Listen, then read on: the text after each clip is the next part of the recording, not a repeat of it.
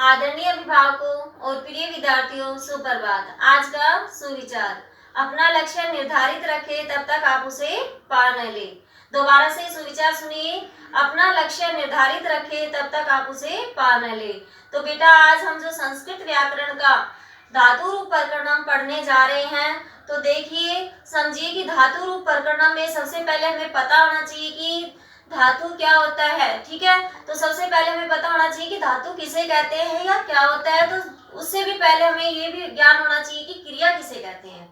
तो क्रिया का होगा जिस शब्द से किसी काम के करने या होने का पता चले उसे हम क्रिया कहते हैं। क्या है क्रिया? जिस शब्द से किसी काम के करने या होने का पता चले उसे हम क्रिया कहते हैं। और क्रिया के मूल रूप को ही धातु कहते हैं। क्रिया के मूल रूप को क्या कहते हैं? धातु कहते हैं। ठीक है बेटा, एक और बता देती हूँ, इसमें धातु में 3 परतें लगाकर ही धातु रूप बनाया जाता है। क्या लगाकर? 3 परतें। ठीक है, और ये 2 प्रकार के होते हैं, एक तो परस्मय पद और दूसरा आत्मनेपद। ठीक है, और कुछ धातुएं दोनों पदों में चलती है जिसे हम उभय पदी कहते हैं। ठीक है, उभय पदी कहते हैं। ठीक है बेटा, तो अभी तक हम जो पढ़ रहे हैं परस्मय पद पढ़ रहे हैं, और जैसे जो हमारे आत्मनेपद पद में आती है, जैसे क्री धातु है, क्री धातु हमारे दोनों में आती है, परस्मय पद में भी आती है और आत्मनेपद पद में भी आती है। ठीक है, और सेव धातु आती है, मुद धातु आती है, इस तरह से वो आत्मनेपद पद में होती है। ठीक है बेटा, लेकिन जो आज हम पढ़ रहे हैं पठ पढ़ना। ठीक है, पठ पढ़ना, तो ये हमारी क्या है? परस्मय पद धातु है। तो देखिए इसके हम 5 लकारों में पढ़ेंगे। लकार हमारे मुख्य रूप से 5 होते हैं, मैं पहले भी बता चुकी हूँ। कौन कौन से होते हैं? लट लकार, लंग लकार, लिट लकार, लोट लकार और विधिलिंग लकार। ये भी बता दिया कि ये किस किस के अर्थ में इनका प्रयोग होता है। ठीक है बेटा, तो आइए देखिए अब पढ़ेंगे पठ धातु। सबसे पहले हम देखेंगे लट लकार वर्तमान काल। लट लकार किसके लिए होता है? वर्तमान काल। ठीक है, तो देखिए धातु में हम ये सभी लिखते हैं। वचन 3 प्रकार के होते हैं संस्कृत में, ये भी आपको पता है। ठीक है, तो एक वचन, द्विवचन और बहुवचन। प्रथम पुरुष, मध्यम पुरुष और उत्तम पुरुष, ये सभी आपको पता है बेटा। तो देखिए अब हम लिखते हैं, इसके रूप लिखते हैं, धातु रूप। तो पठ धातु है जो हमारे लट लकार वर्तमान काल में। तीत है, अंति मैंने आपको बताया था, उसी के अकॉर्डिंग हम लिखेंगे, इनका मूल शब्द आगे जोड़ देंगे। ठीक है बेटा, तो देखिए समझिए और ध्यान से देखिए एक बार। पठती, पठती, पठतः, पठन्ति। ठीक है बेटा, आगे आ जाएगा पठसी, पठसी, पठथः। एक विसर्ग ही ना लगाने से, यहाँ पे अगर हम विसर्ग नहीं लगाएंगे तो इसका अर्थ ही चेंज हो जाता है, ये भी आपको पता है। ठीक है, ये मैं बता चुकी हूँ आपको। तो बेटा पठसी, पठतः, पठथ।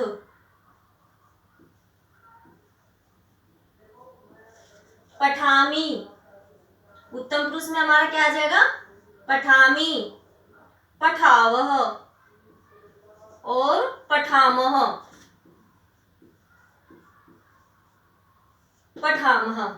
ठीक है, ये तो हमारा था लट लकार वर्तमान काल। ठीक है बेटा, अब देखिए लग लकार भूतकाल। किसके लिए होता है लग लकार? भूतकाल। हाँ, तो देखो भूतकाल में देखिए बेटा, अब यहाँ पे हमारा आ जाएगा भूतकाल में अ लग जाता है। ठीक है, मूल शब्द से पहले अ लग जाता है। ठीक है, तो अपठत क्या हो जाएगा? अपठत। थोड़ा अलग रूप चलते हैं इसके। अपठत, अपठताम, अपठताम और अपठन, अपठन। ठीक है बेटा, यहाँ पे आ जाएगा अपठ, विसर्ग आएंगे अपठ, अपठतम,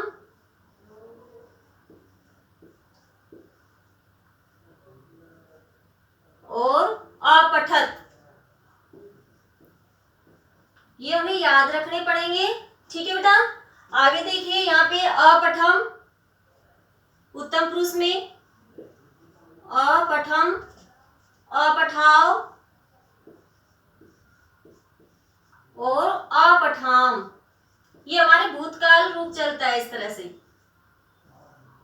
अपठम, अपठाव, अपठाम, ये हमारा भूतकाल चलता है। ठीक है बेटा, आगे देखिए अब लिरिट लकार। लिरिट लकार होता है हमारा भविष्य काल के लिए। ठीक है, तो देखिए अब लिरिट लकार में पठिष्यति,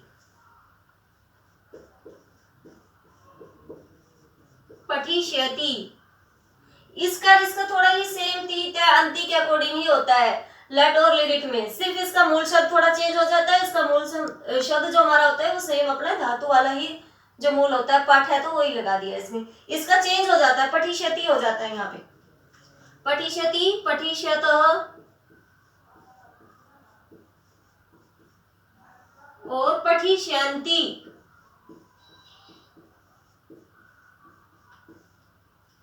पठिष्यसि,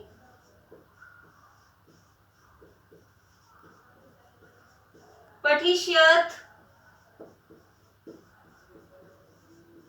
और पठिष्यत। यहाँ पे विसर्ग आ जाएगा कि पठिष्यथ, विसर्ग आ जाएगा यहाँ पे, और यहाँ पे पठिष्यत, यहाँ नहीं आएगा बहुवचन में विसर्ग। पठिष्यामि,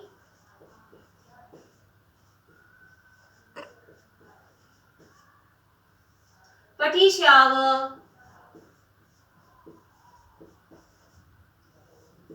और पठिष्यामः।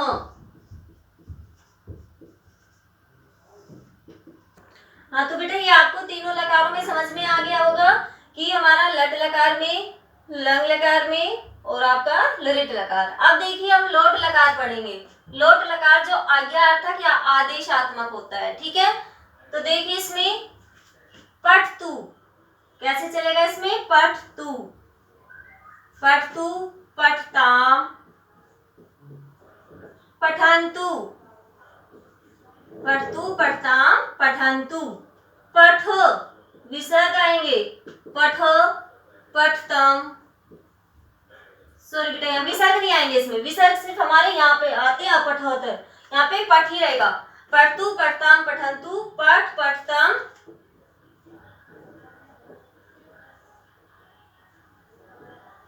पठत, पठतु, पठताम, पठन्तु, पठ, पठतम, पठत, पठानी, पठानी, पठाव और पठाम।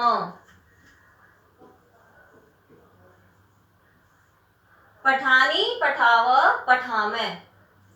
तो आगे देखिए अब विधिलिंग लकार चाहिए के अर्थ में।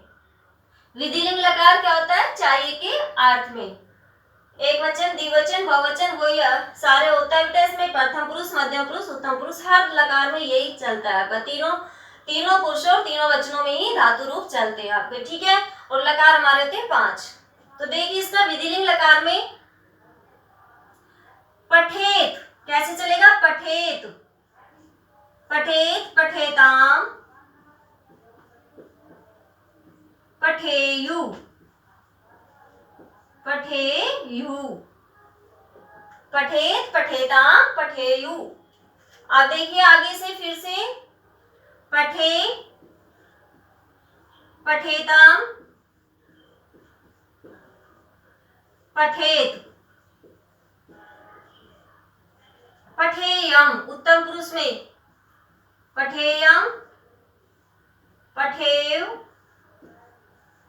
और पठेम। ठीक है बेटा, तो ये हमारे थे धातु रूप, एक तरह से पद धातु के। बेटा ज्यादातर धातु रूप ऐसे ही चलते हैं जो प्रश्नय पद के होते हैं, जैसे भू हो गया, खाद हो गया, क्रीड हो गया, जितने भी धातु रूप होते हैं सेम अपना ऐसे ही पद धातु के अकॉर्डिंग ही चलते हैं पांचों लकारों में। ठीक है, सिर्फ एक आत्मनेय पद जो होता है वो थोड़ा अलग होता है। ठीक है बेटा, तो ये आपको मैं इससे ही संबंधित कुछ धातुएं लिखने के लिए भी दूंगी, आपको वो भी लिखना है और ये पद धातु भी लिखनी है और इसको याद भी करना है। धन्यवाद।